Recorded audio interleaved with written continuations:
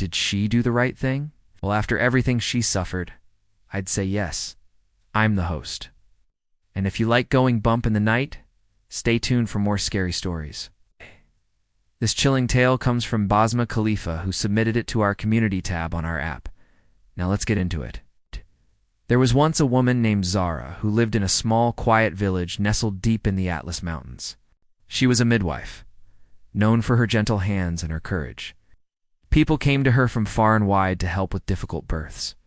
But there was one delivery she never spoke of. Not until the night it came back to haunt her. It started many years ago when Zara was just a young woman.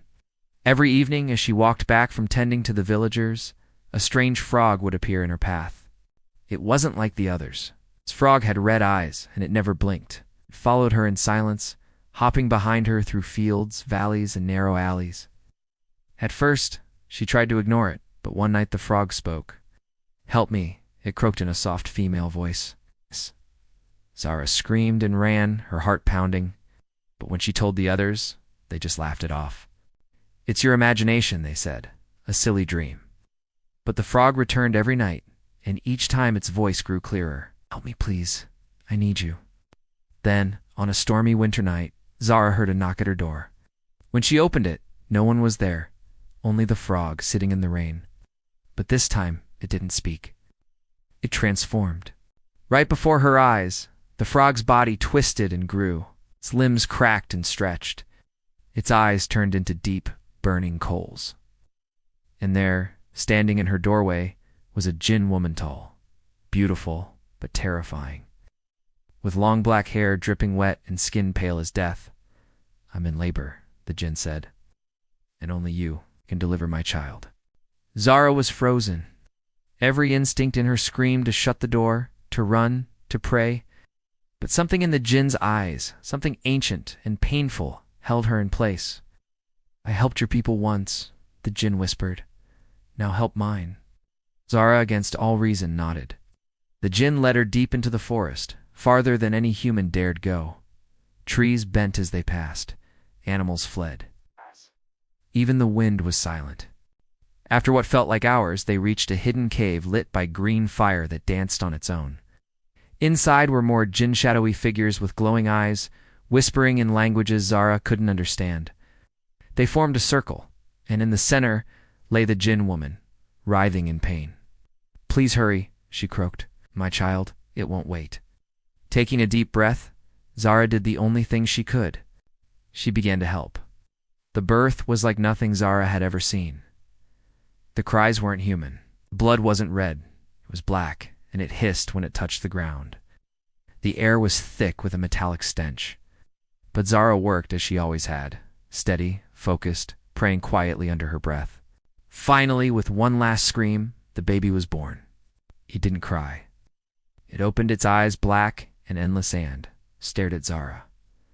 The mother djinn took the child and looked into Zara's eyes. "You are bound to us now," she said. "You've touched our blood." Before Zara could reply, everything went dark. She awoke the next morning in her bed, the cave gone, her hands stained with something she couldn't wash off. She told no one.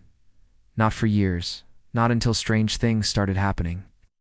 Children she delivered were born with strange mark spirals on their backs, or eyes that glowed in the dark for a split second. Animals avoided her. Mirrors cracked when she looked into them. And every year, on the anniversary of that night, she heard that same voice whispering, "You are bound to us now." Zara is an old woman. She lives alone, never marrying, never having children of her own. But sometimes when the moon is full, villagers swear they see a large frog sitting outside her door, watching. And if you ask her about the night she helped deliver a djinn child, she'll say nothing. But her eyes will tell you everything. Now we're going to take a look at some of the comments from our community. First up is this one from Katie. "Humans also have souls, so it doesn't matter if they don't want it. If a creature has a soul, then it matters. So the midwife shouldn't have helped the genin, because if genin can be reborn, then so can the evil spirits inside of them." Yeah, good point. Next up, we have this one from Sub-Zero86. "Maybe if she was given a choice again, she would choose differently. But she was a midwife who wanted to help someone who appeared to be in need of assistance. She literally just saw a lady in distress who needed a baby delivered and jumped in to try to help. That kind of sounds like the hero type to me. No one asked her to do it, but she just felt compelled to. I mean, yeah, it seems like that's exactly what happened here. But you know, like they say, be careful what you wish for. You might just get it. Just saying. Okay, moving on. We have this comment from Erin Bramble. Well, if she refused, the Jan would have probably done it anyway. She may have died in the process, though, leaving her village without a skilled midwife. That's true. Jinn are notoriously difficult to bargain with. I think she made the right choice in helping her. Plus, I mean, talk about being stuck between a rock and a hard place. I guess that's not really true because it was like a rock and a Jinn place. Anyway, moving on, we have this comment from Clayton M. Just goes to show that sometimes it pays to be nice. Yeah, that's true, isn't it? Sometimes the nicest people get hurt the worst. Okay, last one today from Major Tom. So the moral of the story is, don't break the fourth wall. Yeah, I mean, apparently not. Hey, thanks so much for listening, everyone. And if you liked this episode, make sure to hit that subscribe button so you don't miss the next one. Also, if you want to submit a story to us, you can use the link in the description to our app. Until next time, don't forget, the eyes, they never lie.